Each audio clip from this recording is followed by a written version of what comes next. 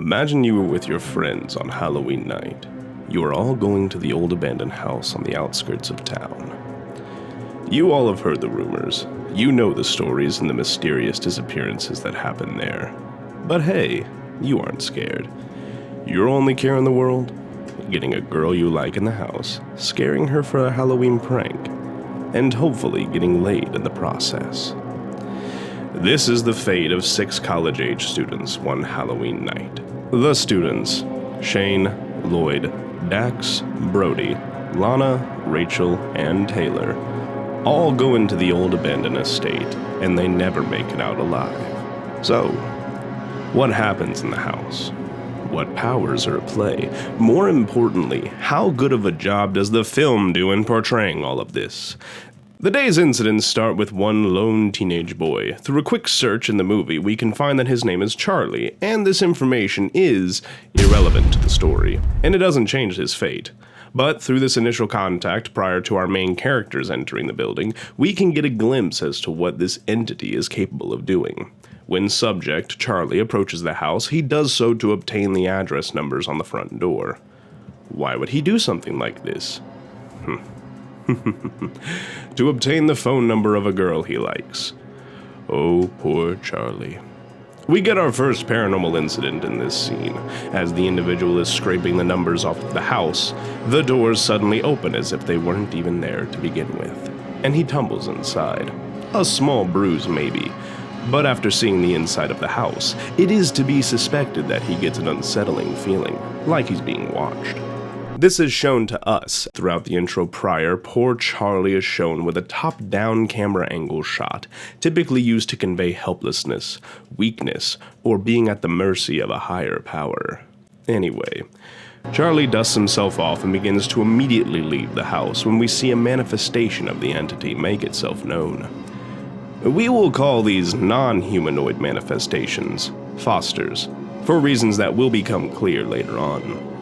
The Foster, then forming some sort of smoke-like tendril, grabs Charlie as he is about to leave the porch and begins to violently pull him back into the house. As he is pulled into the depths of the house, the door slams shut and his fate becomes unknown to us, but it is to be presumed he's quite dead. Side note, his screams can be heard after the door slams shut as the camera pans away.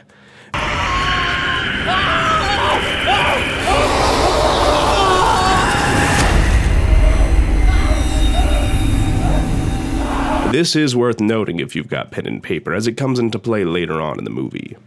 Fast forward to our main characters entering on screen. We are introduced to them as we would any college-age student being home from school for a party with their friends.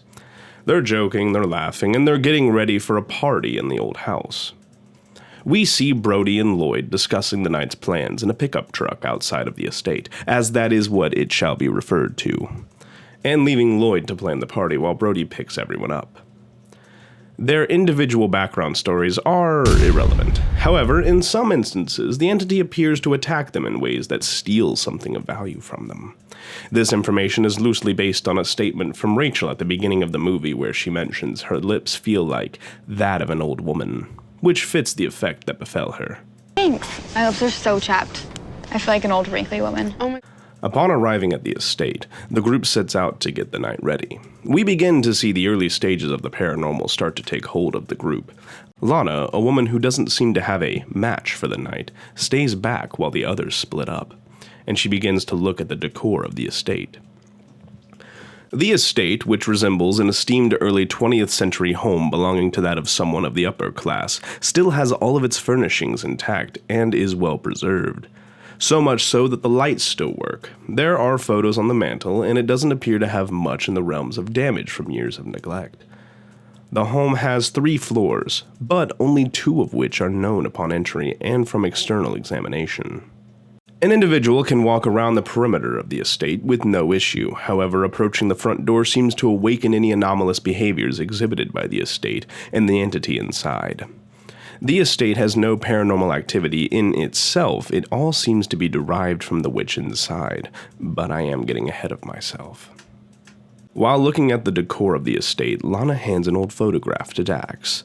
who glances at the image and sees a horribly terrifying image, one that shows a beast with red eyes and a partially haunted face in the picture, in which case Dax drops the photograph, shattering it on the ground. The group reconvenes in the living room. Upon looking at the photographs on the mantle, Lana begins to get an eerie feeling that she is being watched, that something isn't right, and we get the first manifestation of Annabelle Foster, the former owner of the estate, who we later learn was executed by way of a drowning pit for witchcraft. After seeing the figure in the chair, Lana tries to leave, saying she's had enough of this and makes for the door, but the door won't budge. Following the first appearance of Annabelle Foster in the chair, it is revealed that this was supposed to be a simple Halloween prank, but something isn't right, as Lloyd doesn't respond when he is called upon to show himself. The explanation is forced out of the boys when the door fails to open after suddenly slamming shut. They try to break down the door with items located near them, which brings on a property of the estate. The material seems to be stronger within the estate itself, as slamming a chair against the door only breaks the chair, leaving not a single mark on the door itself. It is at around this time that a group of trick-or-treaters approaches the estate and the men begin screaming to gain their attention. The group outside seems to not notice them, and thanks to the alternating camera angle, we get a glimpse of their perspective. They don't hear anything from the other side of the door.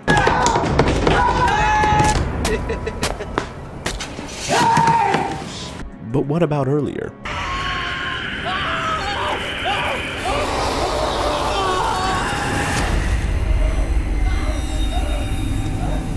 Couldn't we hear something when Charlie was dragged inside screaming after the door slammed behind him? It was shortly after this that one of the protagonists, Taylor, walks up to a mirror and pulls the sheet off and comments on the shattered glass, and here we get a Foster to appear in the mirror before her. This is where we get another ability that Annabelle seems to possess, the ability to create a sort of pocket dimension within the mirror itself. Taylor sticks her finger into the glass. It gets caught, and she ends up losing the digit within the mirror, which, when taken off the wall, reveals there's nothing behind it. A small note. Dax, from trying to ram the door open earlier, got a cut on his shoulder. This is a benign cut for the time being, but the camera wants to focus on it for a time, implying something will be coming of it soon. Now it is becoming clear to the viewer as to what is going on, at least within the estate. There are three possibilities. Number one, this is a filming mistake in which they forgot that the walls can be heard through. Number two, perhaps this was intentional to allow the viewer to hear the screams before, and now just give a sense of helplessness inside the estate for the sake this is a horror movie. Number three, this one explains both and is rather creepy. This is all Annabelle Foster's doing, allowing the screams to be heard the first time, since there was nobody to hear them, versus now, suppressing them within the walls of this hellscape of an estate to mess with her captives further. This appears to be a small form of reality bending, capable of changing the properties of an object to better suit its purpose.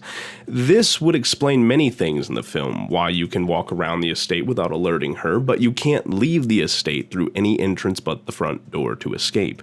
This could be a form of reality bending wall, in which case the front door is the only true way in and out of her domain. This would explain many of the inconsistencies within the film, and would explain the abnormal behavior of those inside the estate.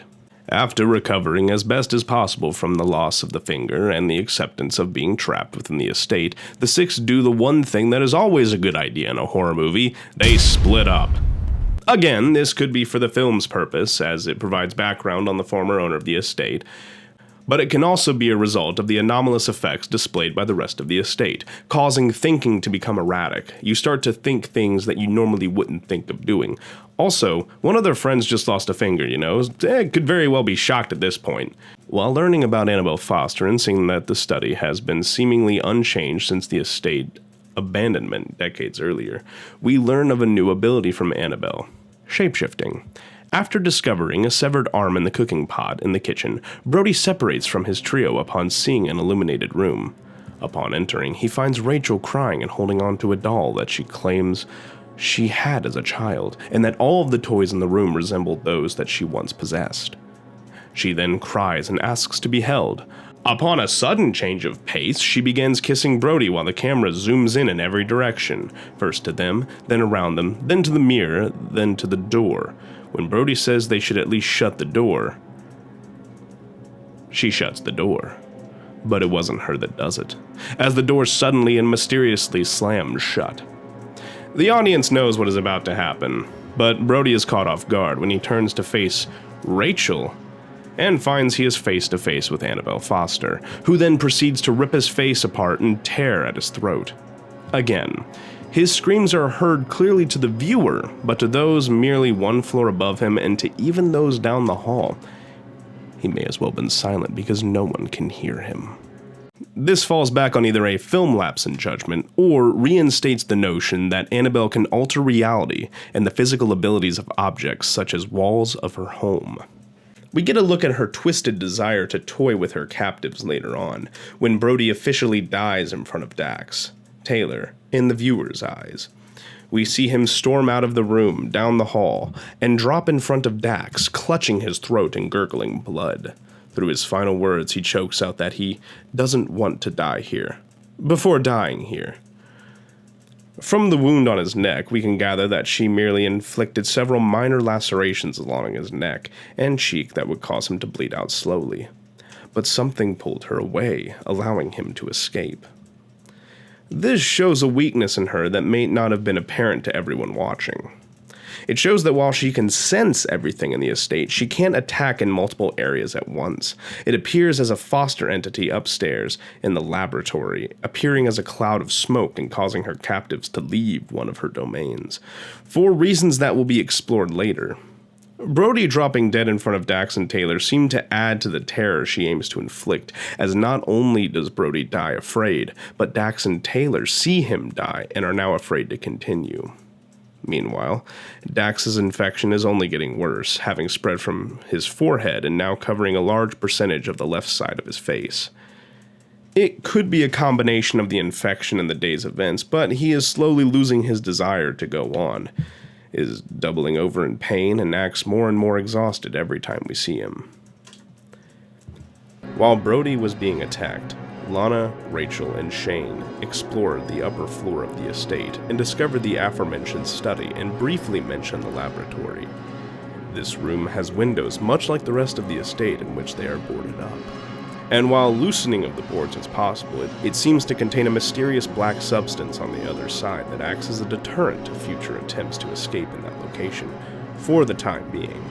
The lab appears to resemble a simple table and shelves of various jars containing substances ranging from some sort of herb and incense all the way up to a human hand, all appearing to be used for some sort of ritualistic purpose. The exact reasoning behind the items is unknown, nor it is ever revealed within the film. However, after being led here by a manifestation of Annabelle's shadow or by a foster, the trio is driven out of the same force as it causes a type of unknown gas to cloud the room and inhibit breathing, also causing one to drop a jar containing a human hand.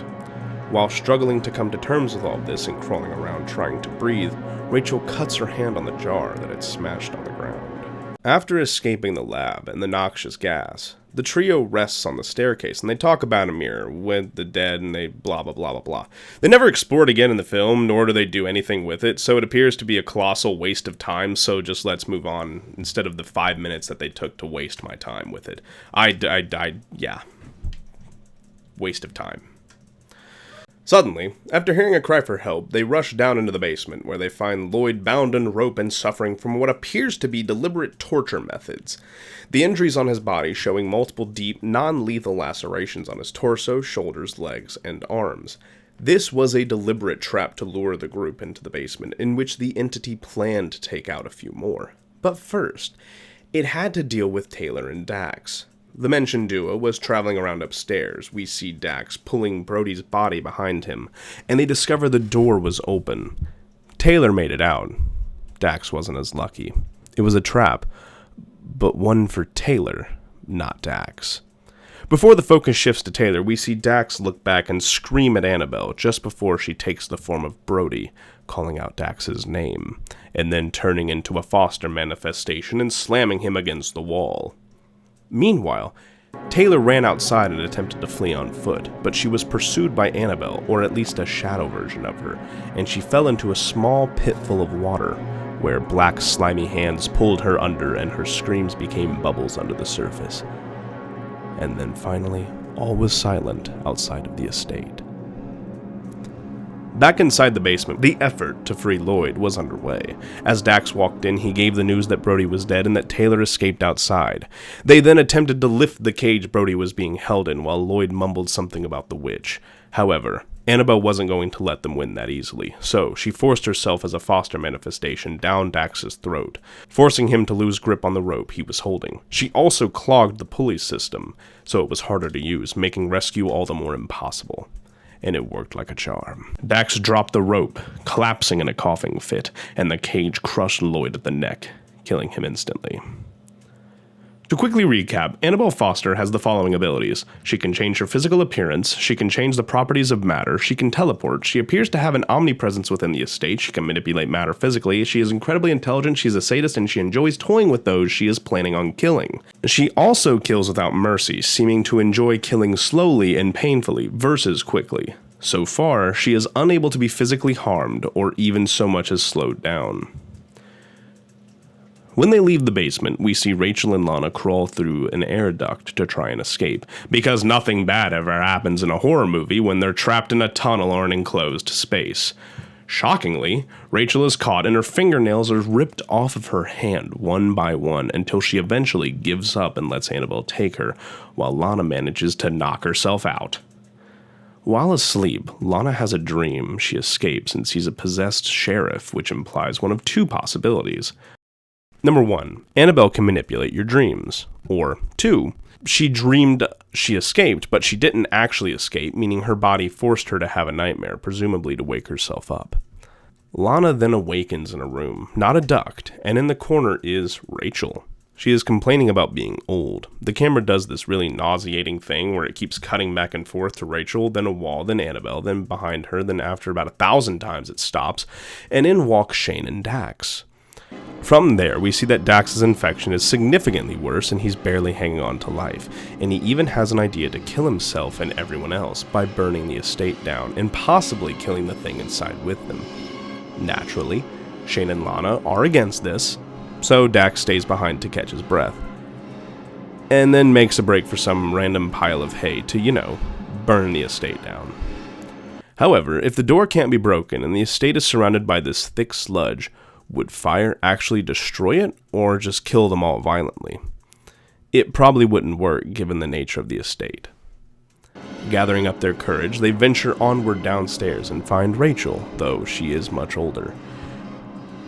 If you remember earlier in the movie, we hear Rachel mention that her lips feel like an old woman when she's requested chapstick. This implies that either Annabelle's knowledge of her victim stretches outside of the estate, or she just knows minor insecurities about those that enter her realm. And of course, they split up again. Dax going to try and destroy the estate, and the others leaving to leave. With his noble act in motion, Dax has his intestines ripped out and is dead in the basement next to a pile of hay, gasoline, and a lighter. Shane successfully angers Annabelle enough to get her to manifest in the lab, to which he holds her off, and we see one more ability. She can just burn people to death without having a fire. This ability seems to have a decaying feature, once again showing how much control she has in this reality. Crawling through a hole in the window, one that could have been made earlier for the record, and making her way out of the estate, we see Lana. She doesn't make it far. As we've learned, you have to leave the front door in order for the control to be broken. She was hunted down and drowned. This is the last one. All dead. Each one in some way lost a bit of themselves and their lives in the estate. However, the final victim was a dead look-alike for Annabelle herself, and for some symbolic reason she was missing her heart, and Lana leaves the pond and recovers very quickly, way faster than should have been possible for someone who was underwater for what seemed like hours. Well, it is to be presumed that Annabelle has taken her physical body and has escaped the estate. And since she didn't leave the front door, assuming that same law applies to her, she will retain her powers out in the real world. This being is one that is bent on revenge, but it's an act of unjust revenge, as she was killed for witchcraft, and she clearly is a witch. Or was she a pagan who became a vengeful spirit after being murdered for her beliefs? As this took a fucking month to write, I'll probably do a part 2 that is my usual comedic, sarcastic style, but I wanted to do a bit more of a serious one. Thank you guys so much for watching. I hope it was entertaining for you, and just know I have somewhat of a more consistent schedule, so I should be able to pick up my videos again here soon. I know I say that at the end of every video, but hey, I'm one guy and I'm trying. Have a great day, and I hope to see that you'll join me for the next video. Remember to like, comment, and subscribe, and I'll see you all again soon. Peace!